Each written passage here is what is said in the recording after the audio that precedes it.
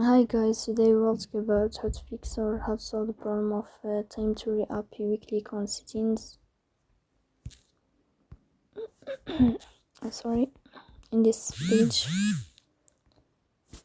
Here in this list, we click on apps, default apps, app settings.